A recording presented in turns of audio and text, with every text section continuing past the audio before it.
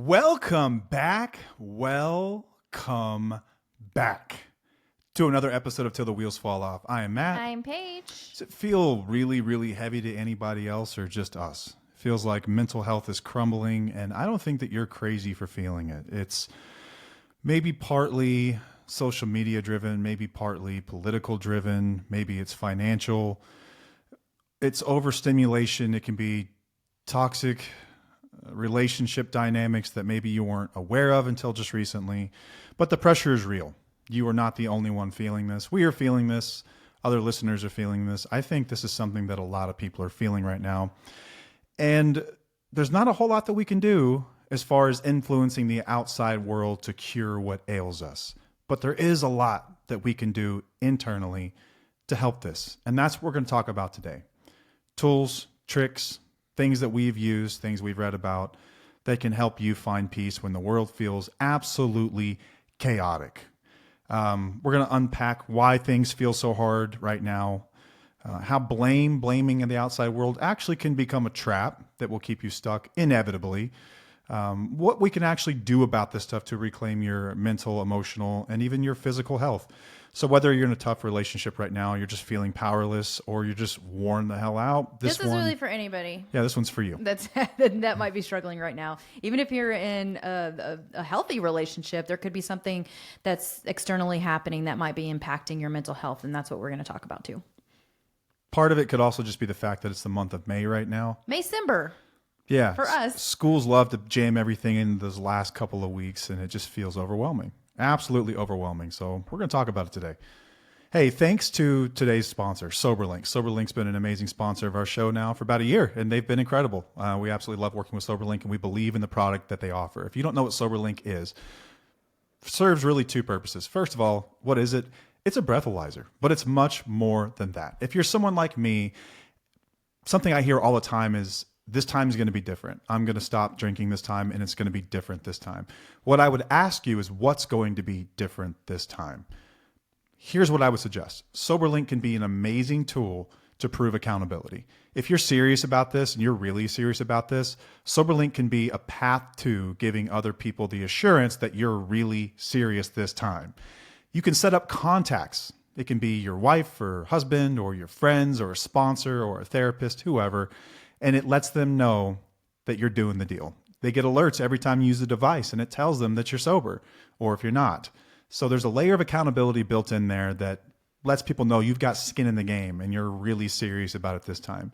It can be an incredible tool to help rebuild accountability. Now, accountability isn't just about not drinking, and that's what our show's about, but it can be a bridge to help get you there, to take that conversation off the table so people no longer have to police you or ask and argue about, hey, you said you would use it anytime I asked, and it's gone. The conversation's gone. SoberLink takes care of it. They get to be the bad guy. It's wonderful. They don't mind being the bad guy. They're great at being the bad guy.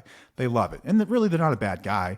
They're not out to prove this or that or get anyone in trouble. They're just concerned with providing data. That's all they do, provide great data. They've got a standby team 24/7 to review the data to make sure that it's accurate, that it's real. And if something looks off, they will ask you to retest, which is really, really cool. It's an awesome thing. It's got military grade facial recognition technology so that you can trust the person using the device is the person that's supposed to be using the device. So there's no way to get around it. It is tamper proof. You cannot screw with this thing without it being alerting SoberLink to let them know that something's gone wrong with this device. And it can also be used in situations where you're in a custody battle. If you're in that position and you want to make sure your kids are going somewhere safe, get this written to your agreement. Judges are very familiar with it. The court systems are very familiar with it. It is trusted by over 200,000 people. It is court admissible in all 50 states and even in Canada. They're very familiar with this. So if you want to make sure that your children are going somewhere where you know that there's going to be a safe and sober adult around, make sure that you contact SoberLink, get a device.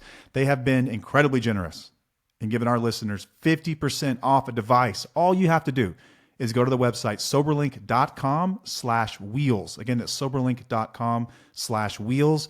Enter in your email address and you will get a coupon for 50% off a device. Incredibly useful in times like this. Again, it's soberlink.com/wheels. And thank you so much to SoberLink. Support the companies that support our show. All right, let's get it started, Paige.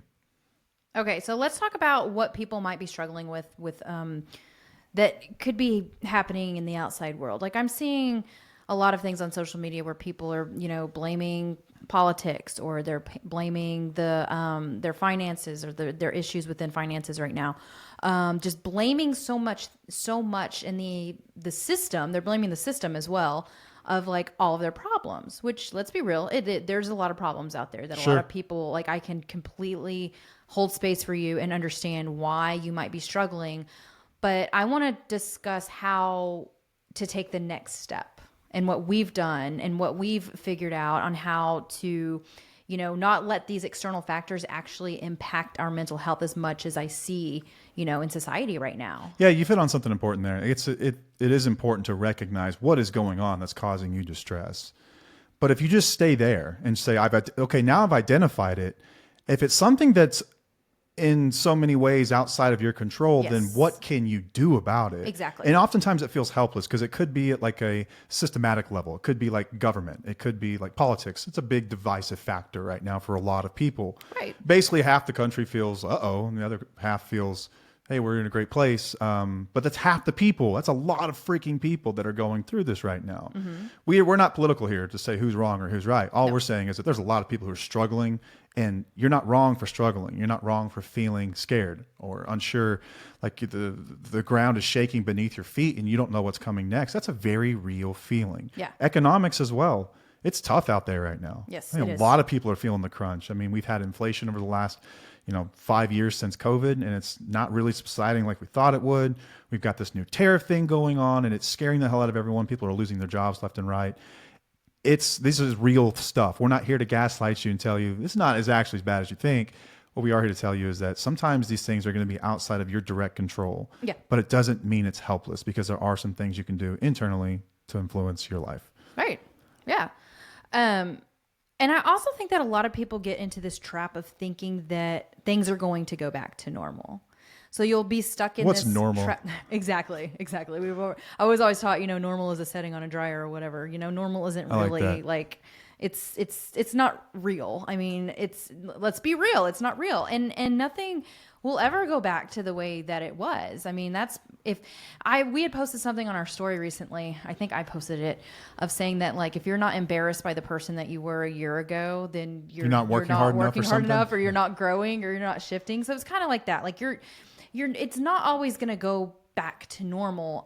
So we try to deal with what we have at hand and how we can move through it. And it's not like dismissing it or avoiding it, but it's like, how do we cope with this? How do we manage this? How do we get through it? And from what I see is that, like, there's a lot of anxiety out there right now. I see a lot of people that are super anxious. There's some depression. There's just a lot of mental health things going on. Sorry, Matt just stole my smell good pen. It's got like, what is this in here? Essential oils. Mm-hmm. Yeah, I got at Target. It's calming. Well, there's calming, there's joy, there's focus, there's energy, and there's something else, I think. Not a sponsor of the show, but no, pretty but cool. It'd be cool if it was. Yeah, we should hit them up. I actually got my mom and grandma one for Mother's Day because I thought it was really cool. The idea of normal kind of trips me out. In my lifetime anyway, there have been really two events that changed the landscape of life in general. And I think the first one was 9/11. Mm-hmm. 9/11 really changed the way that life looked for pretty much everybody. Yeah. It brought to light so many things we'd never considered, and our lives actually changed because of it. I think another one was COVID and everything that surrounds COVID, and that includes the political environment and everything else. I'm not just talking about the actual virus, but right. Those two things were like turning points. Mm-hmm. And I don't think that we ever go back to the way that things were before. Yeah. Right.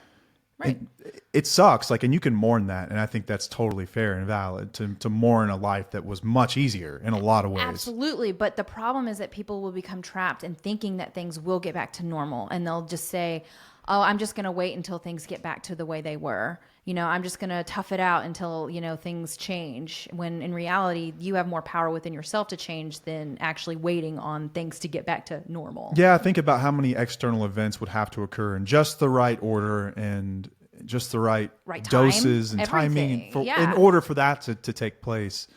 It's unlikely. Like all generations go through shit like this, go Sure. through shifts and stuff. And I think it's a big life lesson for all of us of what little is out of our control, but then also trying to shift our perspective into what we can have control over so that we can be more content and have peace and like get through all the tough shit and be more resilient. Yeah, when it feels like the system has got you kind of in the tumble dry, just wrecking you. Yeah.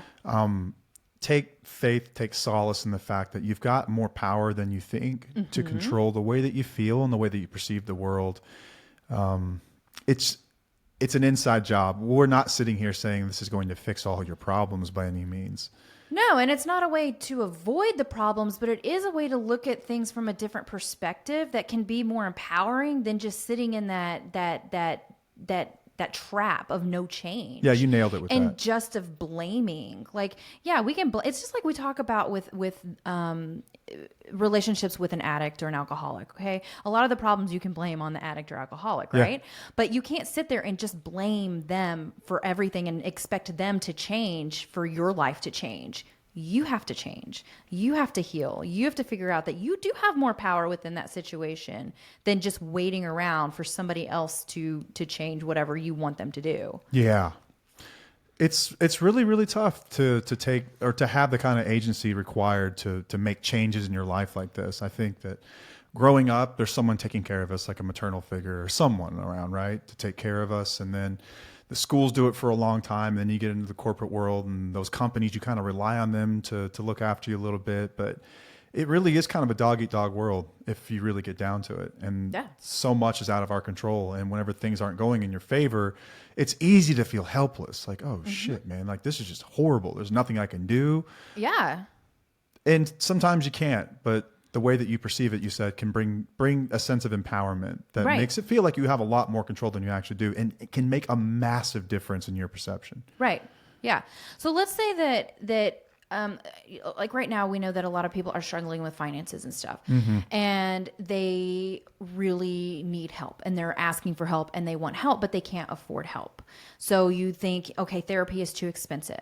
So you sit in that and you're like, all right, I'm just going to have to deal with this and not go to therapy and just kind of like wait around until I can afford it. Well, you have a little bit more power than that. You don't have to go to therapy in order to get help. There's plenty of free resources out there to help you. I mean, it's even just taking care of yourself. It's reading self-help books. It's getting active. It's talking to a friend. It's joining a support group. It's going and doing things that are out of your comfort zone to help build yourself up, you know, to make the decisions that you want within your life. So to say that therapy is too expensive and not doing anything about it is just sitting in that trap and blaming something instead of taking action and doing the things that you do have control over. Yeah, this is kind of back to the high agency episode we did, covering George Mack's essay about high agency, which if you haven't read it by now, please go read it, highagency.com. And he asked the question, like, what would I do if I had 10 times the agency? So let's say that therapy is out of your budget right now, which it is for a lot of people. Yeah. It's not cheap. Right. It is not cheap.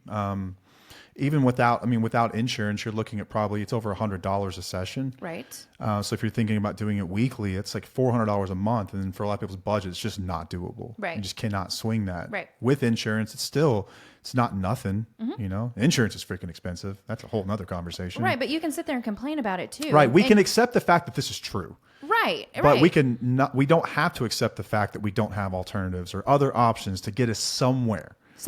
Something. Right. And so like I said, is reading a book a replacement for professional therapy? I'm not sitting here saying that, but what I am sitting here saying is that you can learn something from books, support groups, podcasts, you name it. There are a lot of resources out there. And make ground.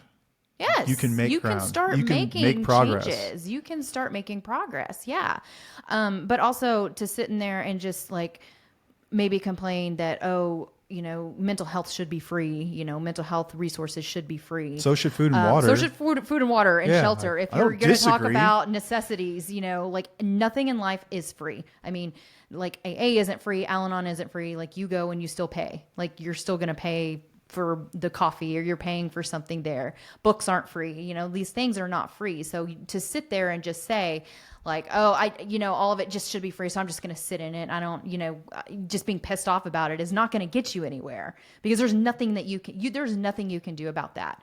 What you can do is, like I said, and like you said, read books, go to, listen to podcasts, talk to people, join support groups, just work on yourself in different ways and figure out what's going to work for you. Yeah, this isn't some kind of promotion of our podcast, but I've learned so much from podcasts and different creators out there, podcasters that have taught me more about myself and life and just listening to them and being introspective than I learned in therapy. Mm-hmm. You hear some incredible stories from people, and you explore these different books or articles that you never knew existed, and they really change your mindset. Yeah. You can hop on Reddit. There's thousands of communities within Reddit over any topic you want to cover, mental health just being one of them, but there are relationships, there's, you name it, right? We can even talk, we'll get into it a little bit, but down spiritual paths, and whether that's like a true spiritual path on your own, or whether that's religion, whatever scripture you'd like to follow, there is help and there is a way to progress. There's ways. There are ways. If you're so tired of your own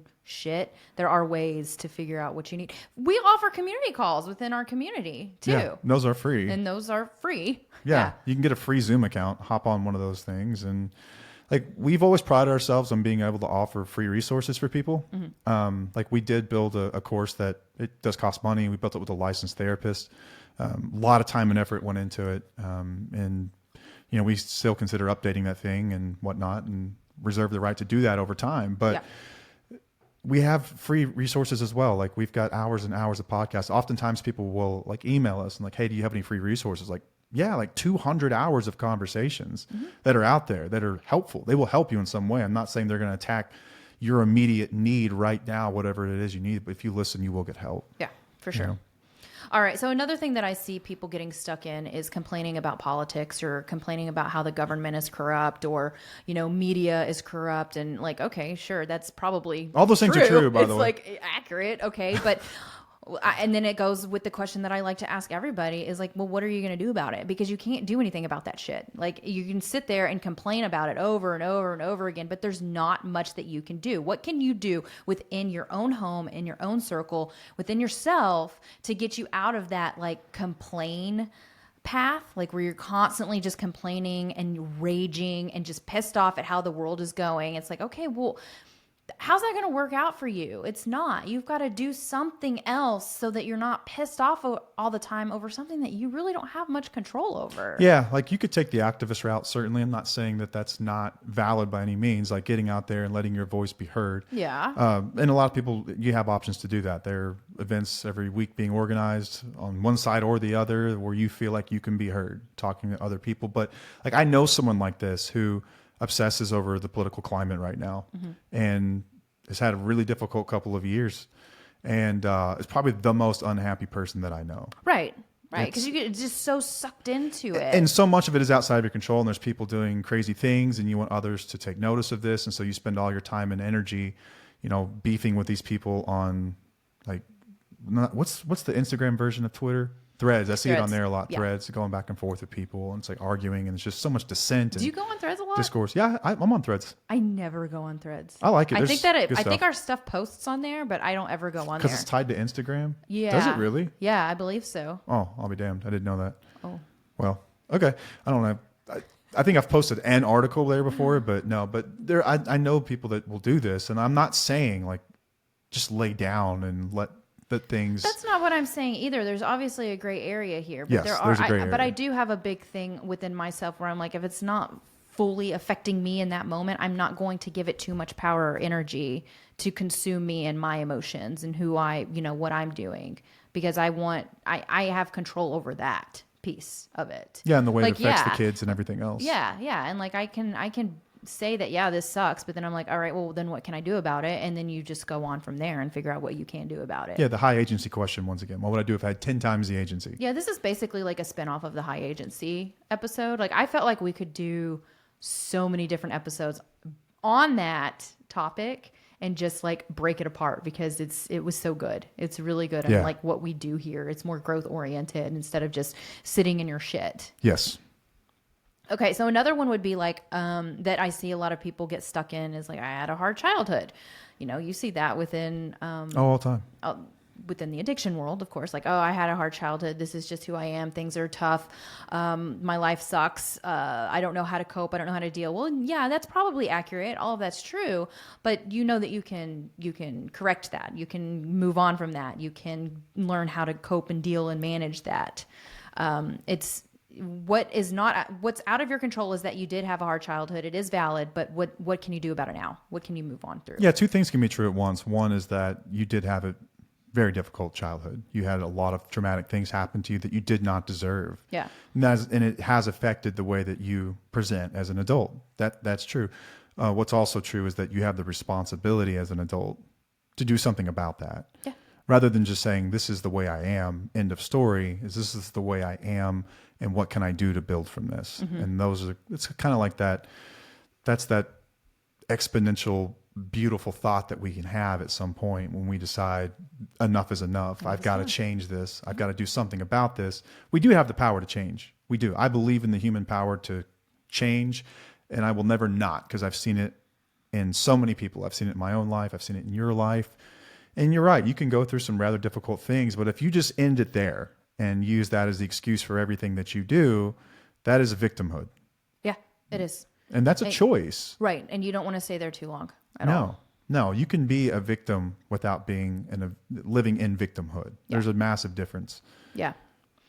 So another one that I see a lot, and this one's really difficult to manage, is I can't leave because of my kids or because of money or because of the way, life is right now. And that's valid. 100% it is. You may not be able to do that now, but there are steps that you can take to make sure you will be okay if shit hits the fan one day. You can start, putting aside some money. You can start looking at different options. You do have things under your control that you can shift and move. But if you just stay in that mentality, you're not going to change, and it's going to get worse and worse because it's progressive. The relationship could get worse and worse. So if you're not prepared for when it's really, really bad, you need to at least start being prepared now. Can we talk about this for just a second? Because I was going to talk about some solutions later, but I think this is probably perfect timing for one of them. All right, let's go for it. This is an emergency tactic that you can use. This is like in your emergency first aid kit for your mental health.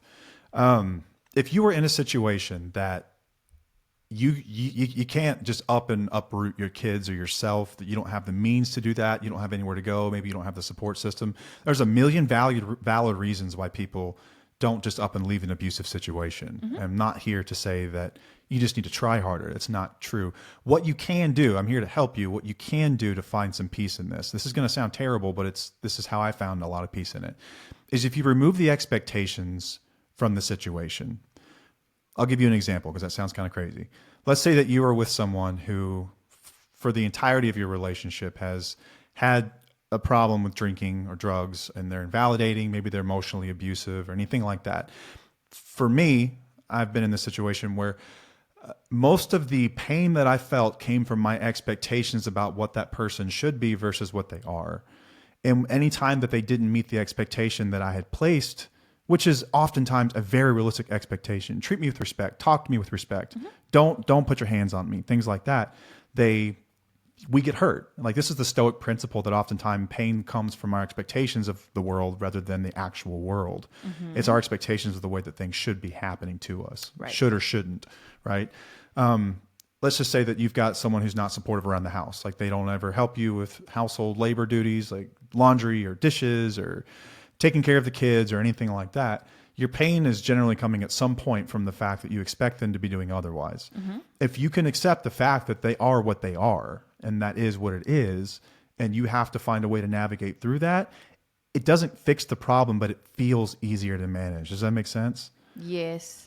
This is a way to sort of gaslight yourself into finding acceptance. And that's why I said it's an emergency tool.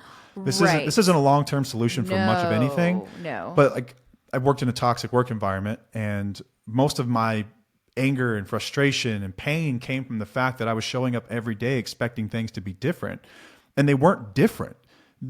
I found peace when I came to accept things exactly as they were. Reality. And I came to accept that I would show up and it would be hell. And I would show up and there would be that difficult person. And I would show up and it would be impossible to get things done. And when those things happened and I expected them to happen and I accepted that that's the way they were, I no longer got frustrated with the way that things were because they just are. I'm actually choosing to come in here. I have power in that. And I'm making the choice to do it, knowing all of this stuff, because I decided that's what's best for me in this moment. And you get power back. It's empowering in some way. Now, it won't fix the fact that you're not getting help. It won't fix the fact that someone's not being supportive. But it will fix the pain you feel that we add on, layer on, when we're expecting others to act differently. This is an emergency tool that you can use if you're in a situation where, listen, I'm trying to get out of this marriage or this relationship or whatever it is, and I just can't do it right now. In the meantime, you're still going to feel a great deal of pain because you're still not going to be getting help around the house. You're still going to be talked to like crap. They're still going to be showing up drunk and ignoring your needs. Don't expect them to meet any of those things. Pretend today, like say to yourself, they are not going to help me with dishes today. It's going to be on me. They are not going to treat me nicely whenever they start drinking. They are going to disappear and go play pool with their buddies or whatever. That's what's going to happen tonight. When those things happen, you won't be upset or shocked or surprised because that's what you expected. It's a game we play with ourselves to get through the worst of our moments. It's not a long-term solution though, because I tried this for a very long time. I was going to say, thank you for that, because a lot of people will stop there and they'll think, okay, well then I just have to accept it. Or some people will say, well, I'm not accepting that. That's still bullshit. I'm still going to tell them what, I feel or what I need and how they're really harming me, which we've discussed multiple times. You cannot talk to people like that, that are not willing to hear you because they're not going to hear you anyway. So it gets to a point where you're just like, acceptance doesn't mean that you are, like tolerating it. It doesn't mean that that's just what the life is. It's just part of the detaching process in a way of like, I have to accept this person for who they are until I am able to actually make the changes that I need. Yeah. This is, people go too far with it though. You can. I went too far with this for a very long time. I literally have acceptance as the answer tattooed across my rib cage. I lived in this for a very long time, and you can find a lot of peace in most situations. But the worst of the situations in your life, you're generally going to have to make a change, a physical change, in order to find peace. Because you can keep playing this game all day long where you reframe your expectations of the world. But at some point, the labor of doing that will eat you alive.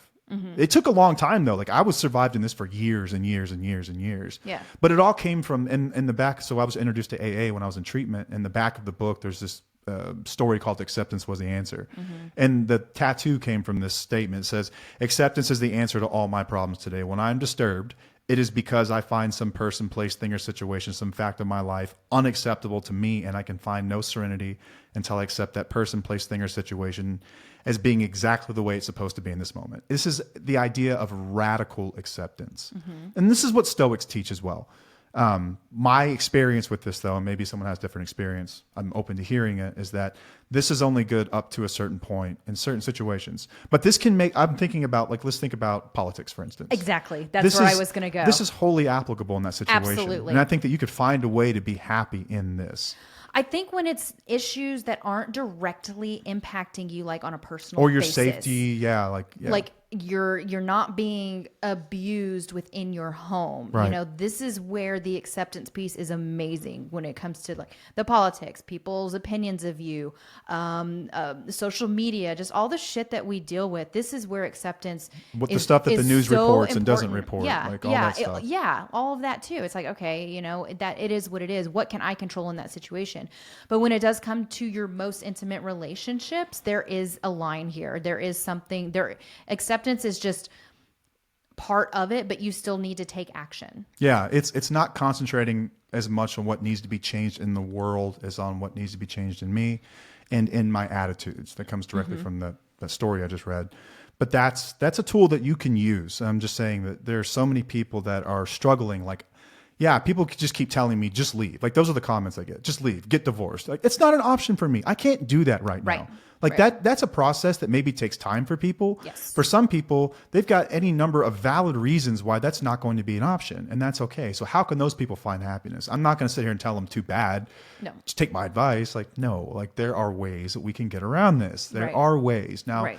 disclaimer on that though is that it doesn't work forever, No, and it if does you're not. in danger, it's not going to fix that. No. This is just retraining your brain to rid yourself of expectations of others and the world, and accept the ones that you are being given. That's all it really is. Right. Like It's just understanding that you can't really change others. if you can't get what you want, you have to teach yourself to want what you can get. Yeah. That's what it is. Yeah. Like if you, I don't know, it's like a stupid example, but like let's say that as a kid you're served the same thing for dinner every single night. I don't know, like what's something you were served for dinner you never loved?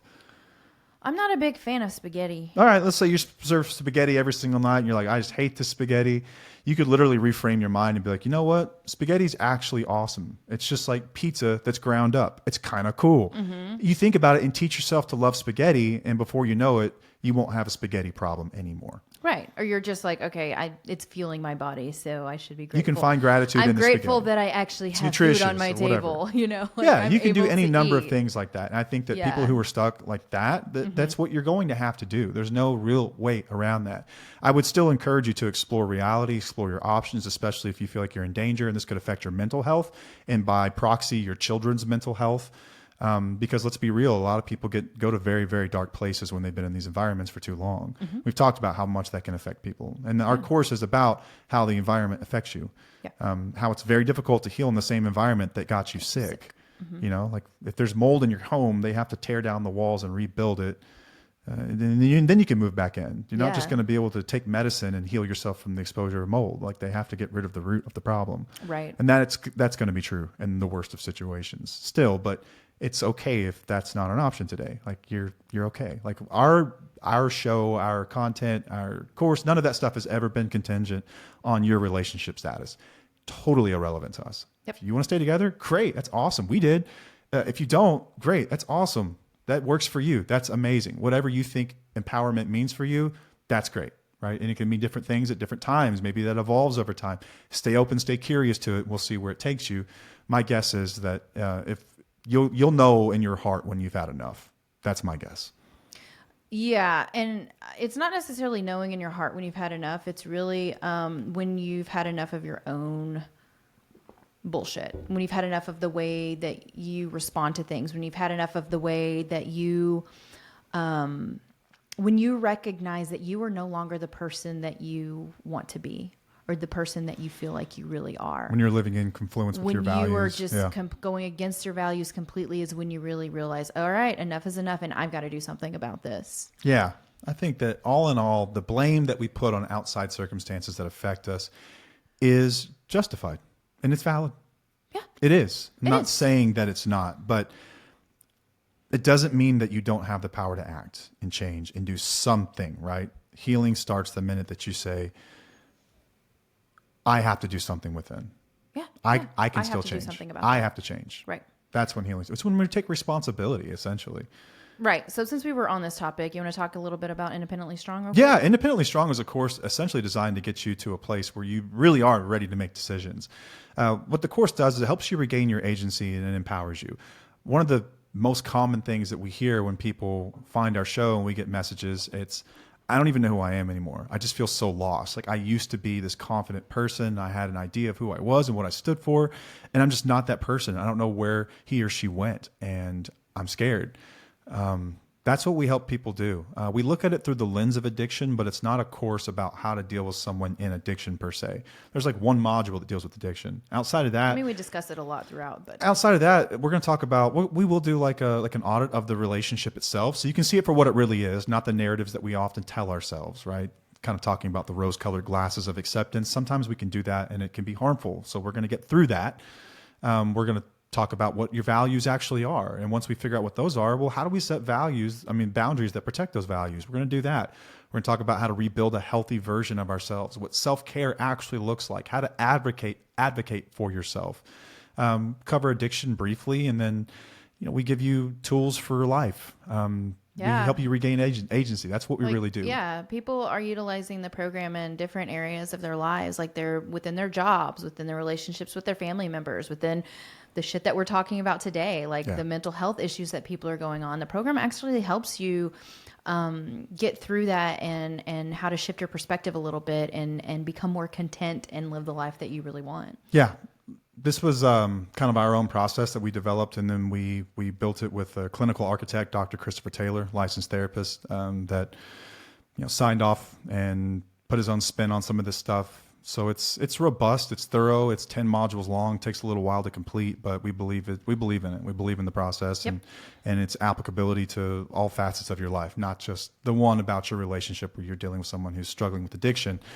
I think oftentimes what addiction in a relationship and dysfunction does is it does give you this feeling that you've lost who you are and you're just sort of settling, and you want to find that person who had fire again and establish a life of their own choosing. And now this can be done with or without somebody, your partner. It's not a course designed to help you leave someone. It's not a course designed to help you just stick around no matter what. You get to make those decisions based on your values and the way that you feel at the end of it, from a place of strength, not fear, from a place of surety, not uncertainty. And that's what the course helps you do. You can get 75% off of it if you're interested. Go to our website, twfo.com. While you're there, check out some merch. We got recovery rocks. We got a free blog. Newsletter. Yeah. Enter the code Wheelies75 at checkout on the course. Either go to independentlystrong.com or twfo.com, tufo.com. Enter in Wheelies75, get 75% off that course. It's a program now. Yeah. Program. Sorry. It is a program. It's not really a course. Say course. It makes it sound like it's college class or something. We're making some shifts. Yeah. It's a program. It's a program. It's a process. Okay. I want to talk about, so what helps you, and I'll talk about it as well for myself, is what helps you stay centered whenever shit hits the fan outside of our home, like things that are out of your control or that may be in your control. I know you talked a little bit about acceptance, but what are some other things that you do? I talked about the acceptance piece, and that's kind of the first thing. It's like focusing on what is, not what should be, is oftentimes it's focusing on reality and accepting reality. That for me was, this sounds stupid, but that was like revolutionary for me. No, I think that's amazing. My greatest gift in the world before recovery was pointing out what was wrong with the world. I was good at it. And it's like I could just point out everything that was stupid or ironic or dumb or needed to should be this way, needed or to change. Be that and if way. they just did it this way, everything would be fine. And I developed this mindset where it was just, everything was just negative all the time and everything was just incorrect and wrong. And the result of that was so much energy. It does. It takes up your whole entire day, and it sort of infects you bit by bit, and it starts to change who you really are. And it made me just a really negative person. Looking at reality and what is, and saying, okay, well, this is what is. What can I do with it? Not what can I necessarily do about it. Like, how can I fix this or influence it or change it? It was just like, what can I fix? How can I work within this? How can I change myself to work within this? Or what is in my control and what's not in my control? That was like a big one too. And like that's focusing huge on thing. like what I can control and what I can't. And so much is outside of my control, which is actually kind of relieving. It is. Because there's so many things that I have no so. business trying to mess with. Exactly. Because you're going to try the rest of your life, like trying to force something that's probably not even going to go the way that you want it to go. So it's better to just like surrender. And then from that, we've talked about spirituality, but it's been a really long time. We talk about it occasionally. It's brought up sometimes. My spiritual life is probably it's the most important thing to me. It's what keeps me grounded. It's what keeps me sane. It's what keeps me calm and peaceful. It's what keeps me moving forward. And it is this idea that rooted in reality is God's will. It is the way, if I ever had to wonder what God's will actually was, it's what's right in front of me. Yeah. It's what the world is right now. And then I have decisions every single day that I can make to work with that or work against it, in which case I can just be angry. But whether it's a faith-based scripture journey for you, if that's through organized religion or if it's your own personal experience with it, go for it. It was described to me like this. This was something that this dude came in and said, because when I was first getting sober, I was an atheist and I was like totally against these ideas. But then I started seeing people who were happy, and every single one of them had this thing in common where they had some kind of spiritual idea, whatever that might be, right? And I couldn't deny the fact that people who had that were happy. Studies have been done, self-report studies show that people are happier when they have something in their lives. This guy was like, I told him, I was like, I just don't know if I could do the religion thing.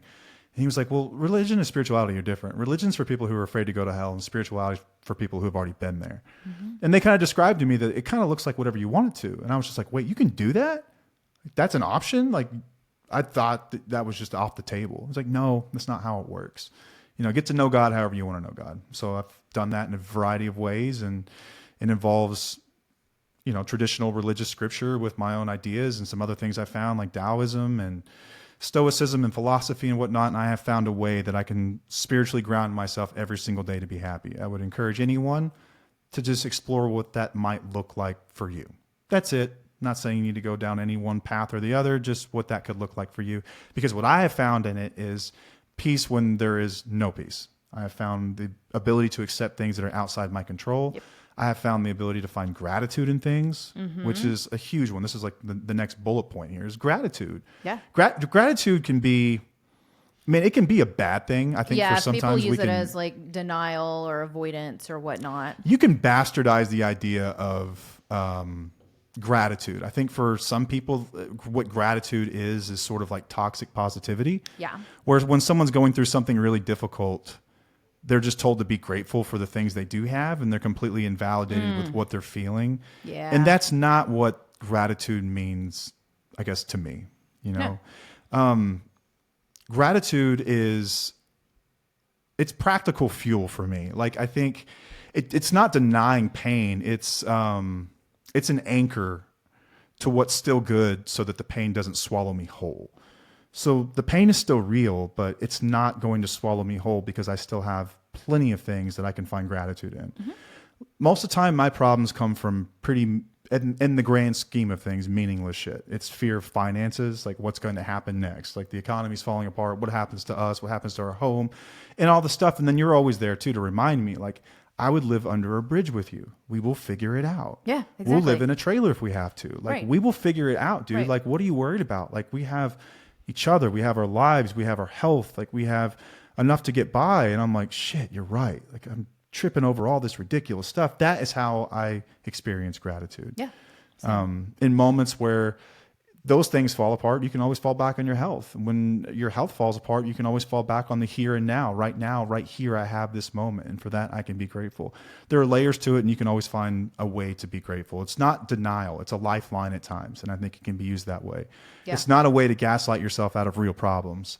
It's not to say that, how dare you argue about that? At least you have a husband or wife. Like, how dare you complain about your problems when there are people in the world who are starving? Like, that's not fair. Okay. Yeah. That's exactly. not right. Don't do that. Right. It's not what it's about. It's about within your own life, finding the anchor, the things that you can truly be grateful for. And sometimes this is just the fact that you got up today. Yeah. That you can breathe in and feel that cool air rush across your throat and down into your lungs and fill your chest and say, I'm alive today. Yeah. And we can all be grateful for that. Right. On days when all falls apart, sometimes that's what I have to go down to. It kind of works in layers, Right.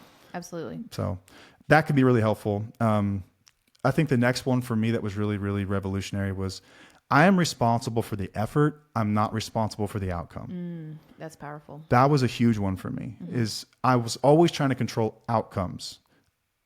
I, in so many ways, was doing things to get a certain result, right? I was talking to you like X so that you would sleep with me. I was showing up to work this way because I expected a bonus or expected a promotion. And I was so hell-bent on influencing getting what I wanted at the end. And I was so tied up in that when that thing didn't happen, my world would fall apart. If you didn't get the bonus, if you said, I'm tired, I have a headache, whatever you say, it's like, no, look over and you're snoring. I'm like, damn it. Then I'm all wrapped around the axle for no reason. Listen, none of that stuff's out of my control. It's completely out of my control.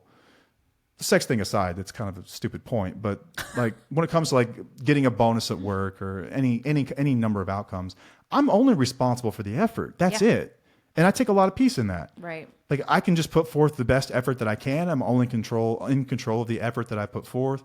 Even if I do everything perfect, I'm not guaranteed a result. And I'm completely at peace with that. As long as you're living by your values, that's what's important. It's like when people start to change the way they are just to influence their partner to make better decisions so that they, stop drinking or whatnot, you're not doing it for the right reasons. You're doing it for somebody else. You're doing it for an outcome that you don't even know is going to happen.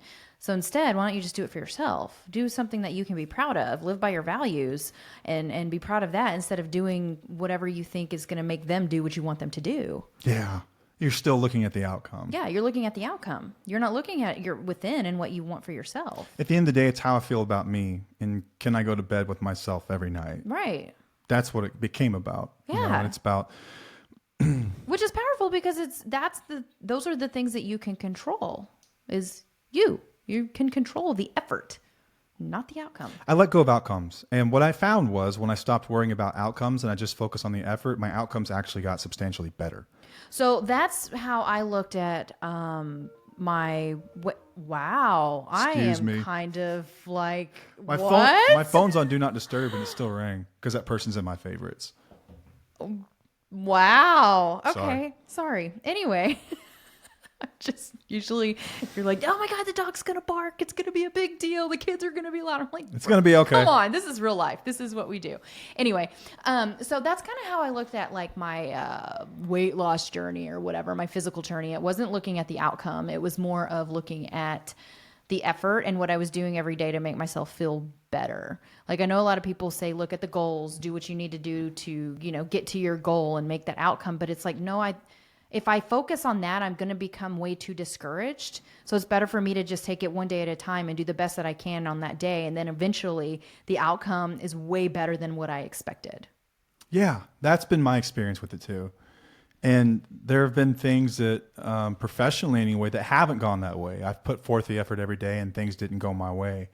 That doesn't mean I quit though. I just keep showing up because those are my values. I'm living by my values. And if they agree with my values and like if I'm living a life that's true to me and authentic, then I don't have to worry so much about the outcomes.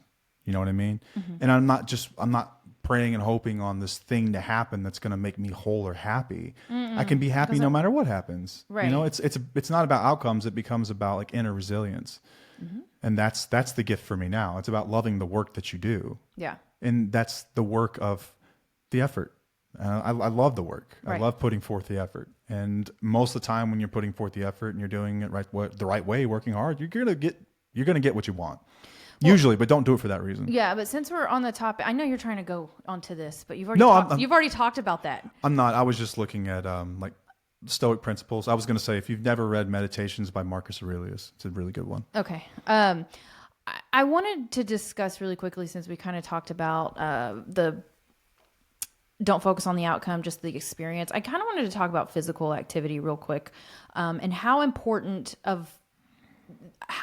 that is for your mental health, not just your physical health. Yeah. Because we are talking about mental health right now, and I feel like society has normalized not being active because it's uncomfortable or something. I don't know why it's been so normalized to not be active, but I do think that is a big part as to why a lot of people are struggling as well. I don't think it's just all the external factors. I think that the physical part and the physical activities that we should be doing plays a huge role in how we handle things in life. It does. I mean, you look at just from a chemical standpoint, oxytocin, serotonin, dopamine, these things are released whenever you're exercising in the short period of time after exercise that stabilize your mood, that make you feel good. They will chemically change the way you feel. Mm-hmm. And they come from physical exertion. They come from physical activity. They can even come from meditation, but it comes from self-care. Yes. Is what it comes from. Right. But there's a lot of us that feel we can convince ourselves we don't have time for it because we feel overwhelmed. And when you feel overwhelmed, your world just gets so much smaller and you can't find an option or an idea. Like you can't find any avenue for which you can make time for physical fitness. Okay. But it's huge. It's absolutely huge. Like it actually does change the way you feel. It makes life feel so much more in control, regardless of what's going on.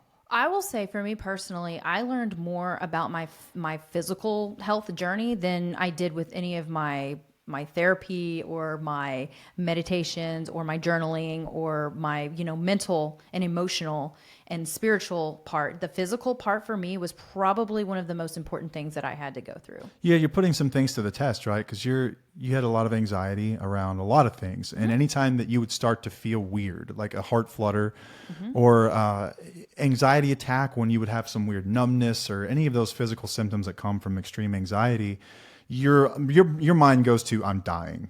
Yes. Right? Yes. Well, exercise, sometimes you will feel the same exact way. Right. And if you continue to push yourself, what you'll find is that you are so much stronger than you think.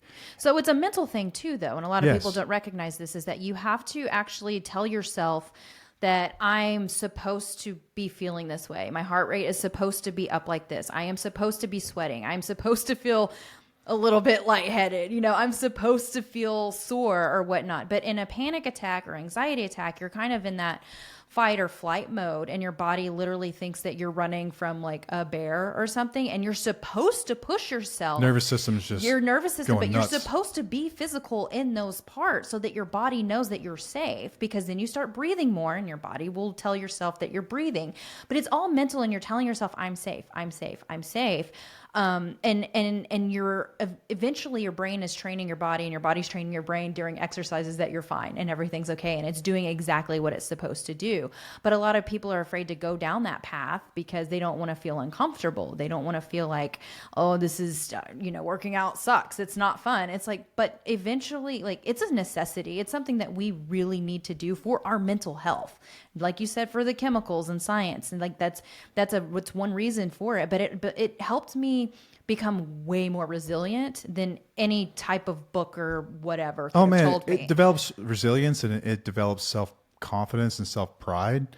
Whenever you finish something that's really difficult that you never thought you could do, you realize that you're so much stronger than you ever dreamed you were. Yeah. And that translates not just to, I can do 50 push-ups. It's to, man, I can get through this difficult day at the office. I can get through this crazy schedule up this week with all this kids activities where I've got to be in 2 places at once. Like, it just lets you know, it reminds you, like, I'm fucking tough. Yeah. I can do hard shit. I can do shit. It's same with like the food that goes into your body. Okay. These are things that we can control. We can absolutely control this. And that is something that is so powerful, and it can be so meaningful for you, because you're like, I know people will make excuses on why they do things. Like, eating, I get it. Like we do it too.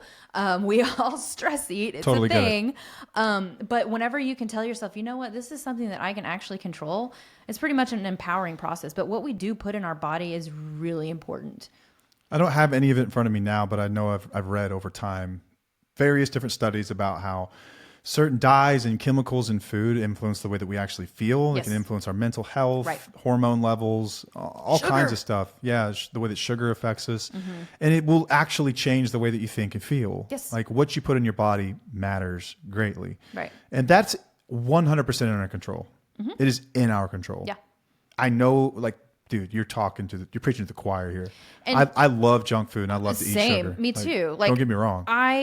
But don't come at me and tell me that health food is expensive, because I know it is. Guys, I lived off of canned chicken, canned green beans, and carrots for a while, or canned peanut butter or whatnot.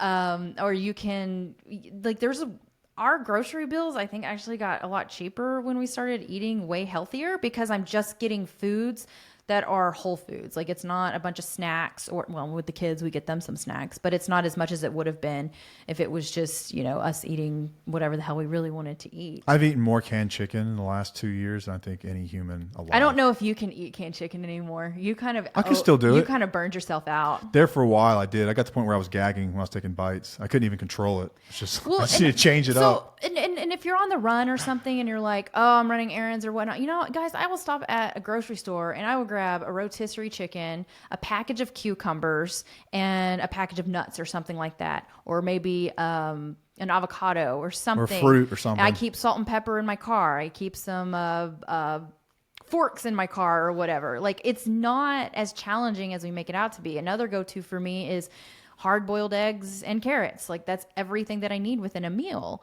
And what it does, and going back to the mental health, is like, it's not just about the stuff that's going into our body. It's also about building that discipline of like, I can do this. Like, this is this is what this is what I'm meant to be doing. This is what I'm meant to be eating. This is what, it helps me just build myself up to make better decisions in all areas of my life, because you know how it makes you feel in the end, in the long run. Yeah, you're confronting the side of you that you know has needed work for quite some time. Yes. And when you do it, you're going to feel better. Yeah. You're going to feel better.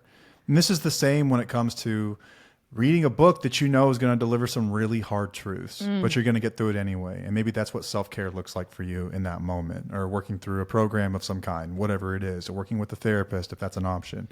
You're going to confront some things and you're going to feel more empowered because of it. And empowerment is a beautiful thing. Yeah. It's a beautiful thing when you start to understand that you are so much stronger than you ever dreamed, and that you have a lot more effect on the world than you actually thought you did. And it's not so much that you're going to change the world, but you're going to change the way that you exist in it, and the way that you perceive it, and the way you experience it. And in turn, it will feel like you have changed the world. It will feel lighter. It will feel more in control. It will feel less helpless. I can promise you that. It won't feel like you're just at the whim of the wind that day, and however things decide to roll, you'll have to, suffer because of it. No, you have agency. And little things like this, like exactly what you're talking about, remind us of how that works within our lives through these little small actions sometimes. Yeah. And they're not as small as you would think. Like, it really does add up over time.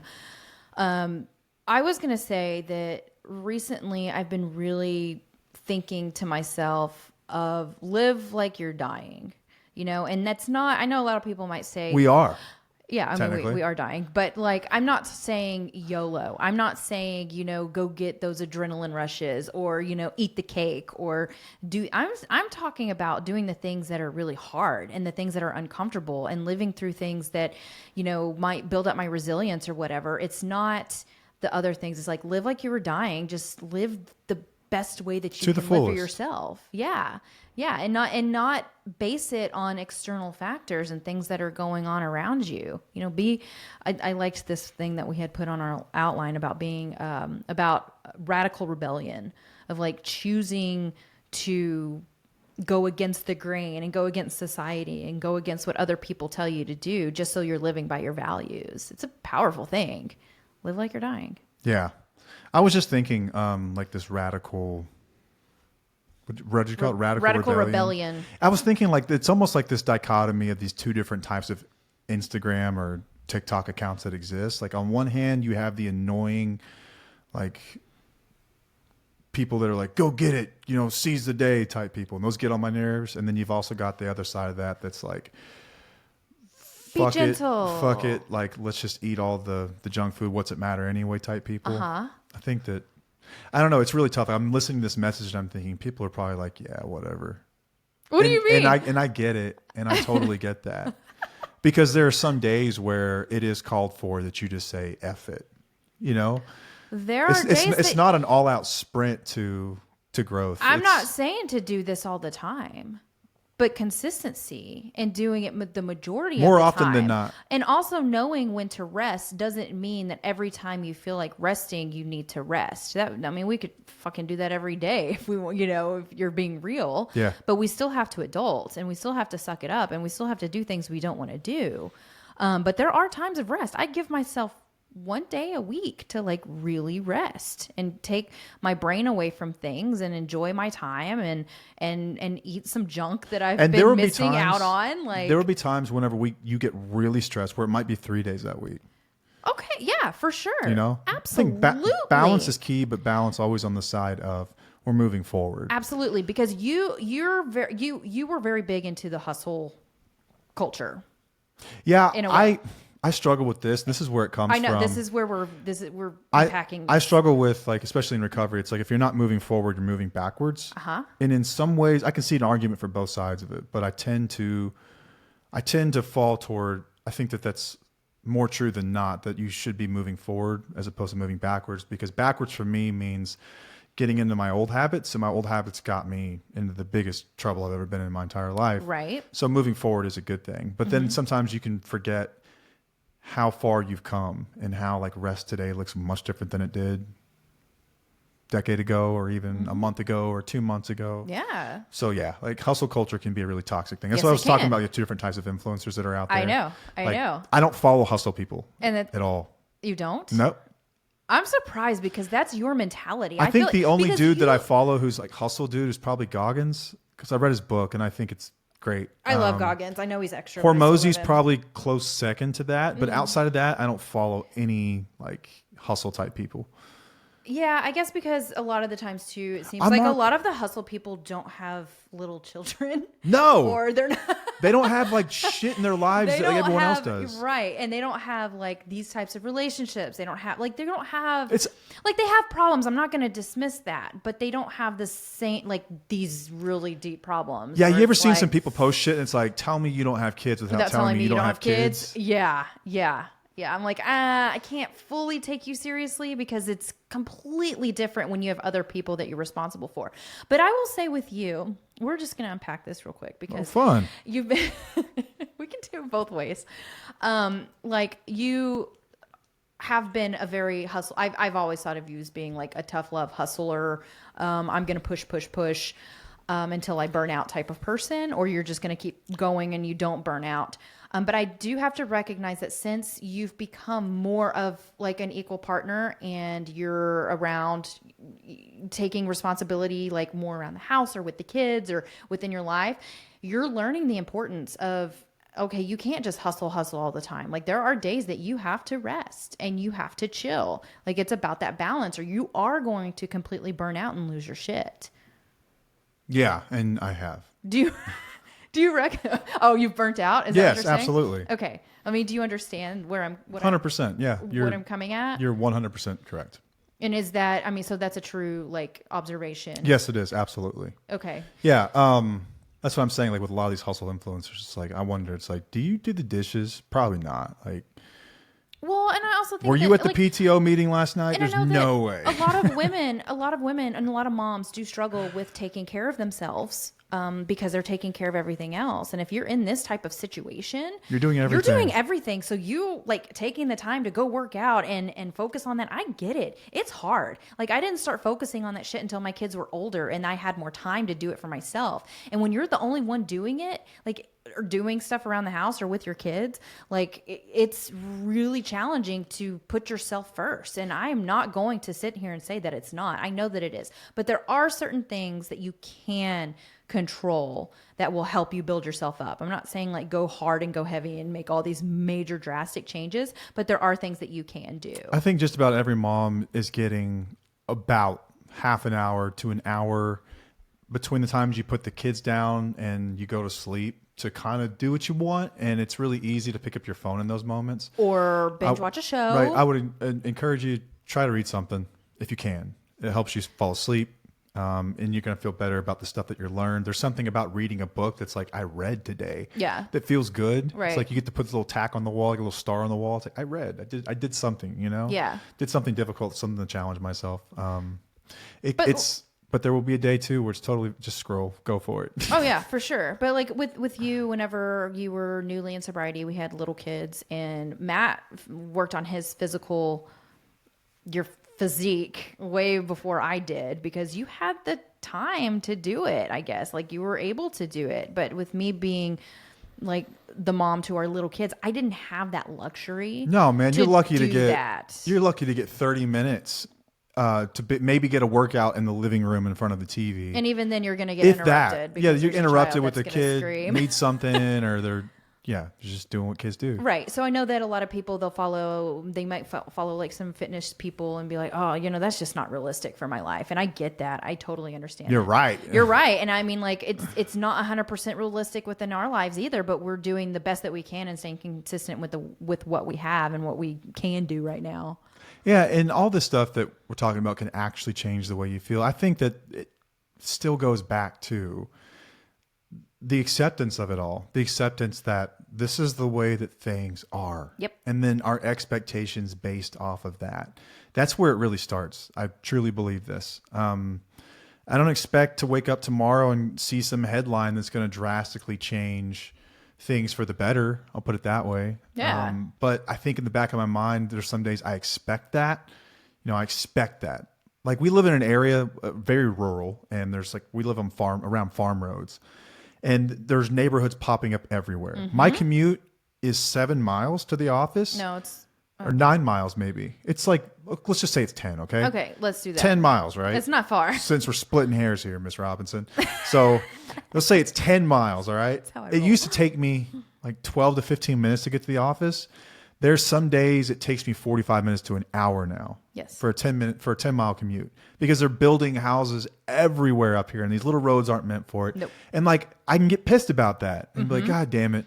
All these Like, why do they have to fucking do people this? moving Why here. Why are they building all these houses? And why are they issuing all these So you permits? can sit there and you can question the why all day long too, which is what we've talked about. You know, like you don't really need to know the why. It's like how are you going to deal with this? And so I think about it like, okay, all right, let's talk about it. 2-year-old tantrum thrower Matt, what would actually make you feel better? You wake up in the morning, there's some headline that they've stopped issuing all permits, or that they've kicked out anyone. Well, they did that. They haven't done shit about it. But if But they did that. if they made everyone who hasn't lived here more than 5 years move away, like what? How stupid is this? Like, okay, so what are my actual options? Accept the fact that change is inevitable, and things either move. Things will change. We either move or I adjust my schedule accordingly, which means getting up earlier, leaving earlier. It means That was such all a these good things. example. And this is the stuff this is what I mean. Like, reality is reality. It's not going to change. Yep. These people are not going to disappear. I'm sure they're all lovely. I haven't met them yet, but I'm sure they're great people. Welcome, by the way, if you're listening. Welcome to the area. I don't mean to be a dick about it, but there's nothing we can do about it. I have to change something within me. I have to change something. Something has to change Looking within at me. what's in your control. Right. And what's in my control is the schedule that I choose to keep. It's the way that I budget my time. It's the way that I treat other people. It's my acceptance and level of acceptance. When my expectations exceed my level of acceptance, I have a really bad day. When my expectations meet, or my level of acceptance, or my acceptance is greater than my expectations, I am serene. I have great days. I'm optimistic. I'm fun to be around. I'm happy. Even in the midst of a storm, I'm happy. Mm-hmm. It's about, like, it really is about the expectations of it all. So we can sit here and say none of this is fair, and you'd be right. Yeah. But what are we going to do about it? What are we going to do about it? Yeah. Let's say that you become outraged every time you listen to the news or you watch the news and you see these headlines or whatnot. What can you do about that? You can't change the news and what's happening out there. The news is going to do what the news does. And also, let's be real about the news. Like, half of it is even accurate, Like, it's just they're trying to shift your perspective. Like, it's not. Don't take everything in that you read and look at it as truth. Like, with few exceptions, don't forget that the news is a product. And their goal is to keep you on their network, their website, whatever it might be. They're trying to get you to and that goes both ways. Shit like, they will rage you into shit. sticking around and commenting and all that exactly. stuff. Like, they get paid for that. Yep, they do. So they don't care what kind we're also not designed to take on, like, world issues. No, like, we're not. We were designed to live in, like, communities. A community and take problems within our communities. And within that community, you wouldn't have these crazy, horrific things that you're exposed to every single day. Right. So remove yourself from it, because that's what you have control over. Same with social media. If it's too much, remove yourself. Yeah, like, I struggle at times with my desire to be informed, and then my, like, desire to be peaceful and serene. Mm-hmm. And sometimes what I do sacrifice is my desire to be informed. I'm like, I can't. Oh, I am. Can't do it right now. When it comes to shit like that, I am like an ignorance is bliss type of person, to be honest. Like, I do think it's important to know about certain events and current events, but also I'm better off with just going with the flow of things. I think that that's just my mentality and how it helps with my anxiety, and it helps with a whole bunch of stuff with just, like, going into my spirituality with that too. It's like, you know what? I just accepting what is and not digging into it too much, because I know what it can do to me. Mm-hmm. Yeah, man, it's a tough balance to strike sometimes, but we always do have an option. If you had 10 times the agency, what would you do about this problem right now? Yep. There's always an option. All right. I hope this was helpful in some way. I hope that people gain something from this, maybe some sense of hope that it's not as lost as it feels, that at the end of the day, even if you're in a very difficult situation that feels like it has no end, that you can find some light at the end of that tunnel to discover a way that you can progress, that you can move forward. Yep. Even if you feel like you can't, whether it's a matter of reframing your expectations about the world, whether if it could be adopting this radical acceptance mindset. It could be a spiritual journey of some kind that you find peace in. It could be broadening your sense of community and the people that you interact with and the company that you keep. It could be the way that you're moving your body or what you're putting in your body. We do have options, okay? We're not saying that your problems are invalid by any means. All we're going to do is rib you a little bit and suggest that you look a little harder about what you can change if it feels like you can't change anything at all. Yeah. So I hope that's helpful. Until next time, I'm Matt. I'm Paige. And we'll see you. Bye.